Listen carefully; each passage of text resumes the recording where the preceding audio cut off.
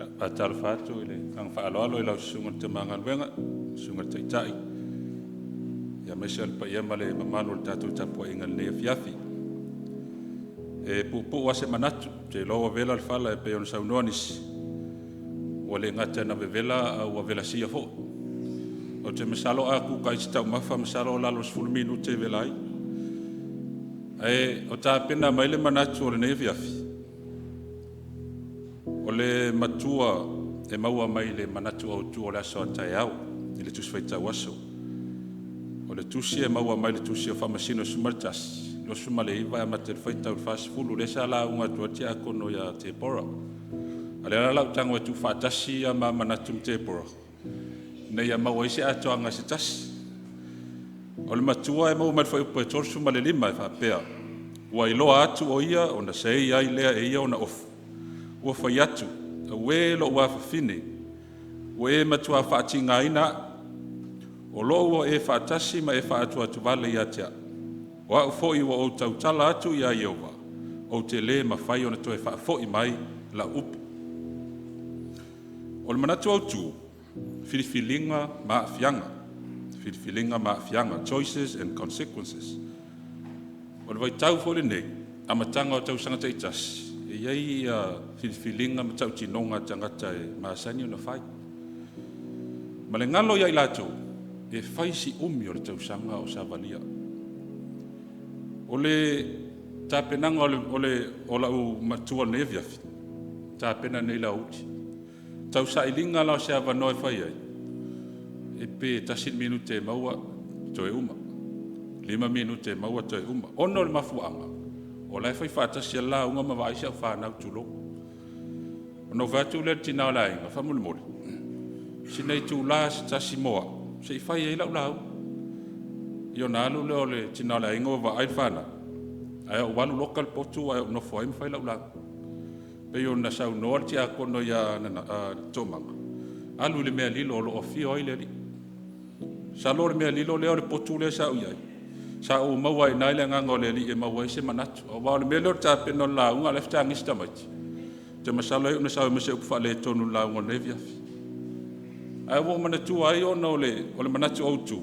O tala fea unga le leima mea sa tutupu i le taimin tāpena ai. Whiriwhilinga maa afianga. O la ulava whiriwhilinga whaitalia. Na o whiriwhili e fia whaisau to o lua. Fia whaisau whanau. Ma le lilo i manatu. E ele taimi e tāpena i se lau. A laiva ai whaatasi ma tamaiti ma whatangi siri whana. O le tala i le tusi a whamasino e peo na mawele manatu au tu. Tala ia e whata, le awa o monsa noa ele whionga te akono. Au te fia au maia le tā ua o le tala.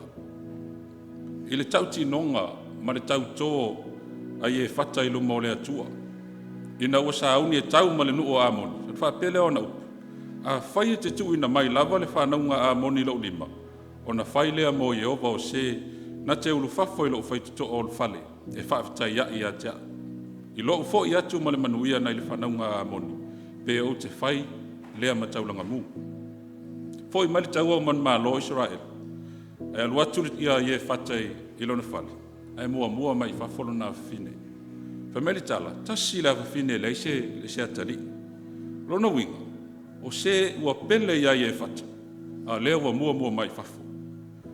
O le whamtala ina upu sa eia o ofu i le talitonunga wha Israel, o le whai loa leo langona mawhatia, langona o tia, a wenga o se tangata e pele ia te ia o le amotusia mawhatanga.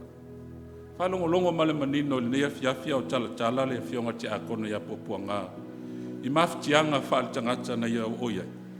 Pasalo e whape na langona sa o oiai e whata, I le taimi na ai atu aise o nā whawhine, a wao leo le a motusia e se atu le mawhatanga mai a.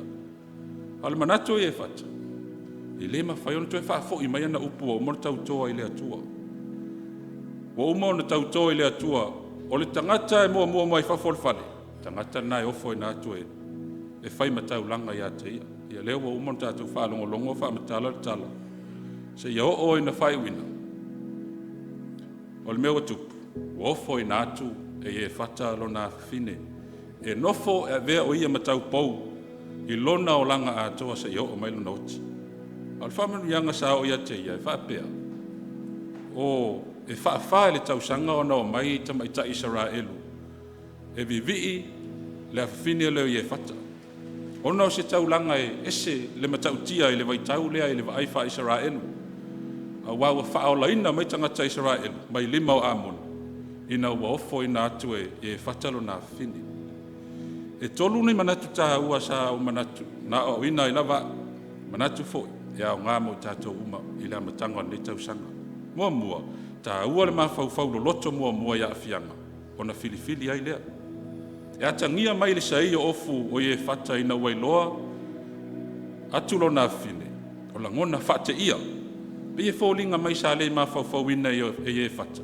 O lo na whawhine o no mua mai whafo le whale. Peita.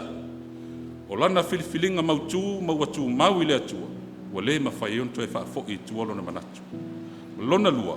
O le ola ofo ina atu mo le atua. E le fo iai. Masalo ana o e whata o se Samoa. E wa ai atu lolo na whine leo mua mai whafo le whale. Mauti noa wato e suilo na manatu. Wato e suila na tautonga i le atua. A wha mai le whai upu e tolsu ma le ono o lo whaima matua. Le e whaai ui upu whaapea. O hau foi o au tau tala atu ia Iowa, o te le mawhai o na toe whaafoi mai la upu. E le i foi ia i e whata i lana tau tonga i le atua e uia o lona a whawhine pele e tōtas. Ma le lona tōru, e whea ngai malu i tau leo lau foi na atu, a e whaamanu ia ina. Pea na whaamatala ina, o le tau sanga ma le tau sanga o aia whino Israelo i vi i le whino i e whata, le kili ata e tai wha aso i tau sanga te tasi. Tusi a Roma i lona mta apusuma le lua alfa i upumomua. Ro tau tala i Paulo i le kalesia e whapea. O le nei le ausoe, o te ai o iatu i te outou. Ona o le alofa muti vale o le atua. I outou tu inatu, outou tino i le atua, o le taulanga e ola, male paia, male malie, o le mea lea e te tau ai o na outou whaia. Ma le tusi e Ioane i lona mta apu e tolu alfa i upusuma le ono o lau i loa. Wawa whapea lava o na alofa mai o le atua i le lalulanga. Waia au mai ailo na tali e tō tasi. Ina ia le whano si tasi e whātua i a te ia. A ia maua e ia le ola e whaapapagu. Ia, manuia whai ngā whilifilinga o le tau saka. Ma ia tū mau i le atua awal fo ia. So i fua ono Iesu.